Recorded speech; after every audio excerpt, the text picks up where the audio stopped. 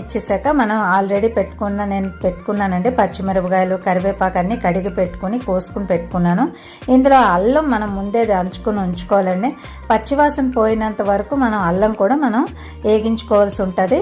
ఇప్పుడైతే పోపు గింజలు వేగిపోయాయి కదండి, ఇంకా నేను రెడీగా పెట్టుకున్న పచ్చిమిరపకాయలు అయినా సరే, అల్లం అయినా సరే అన్నీ దంచుకుని ఉంచుకున్నానండి. పచ్చిమిరపకాయలు అయితే మామూలుగా చిన్న ముక్కలు కోసి వేసాను.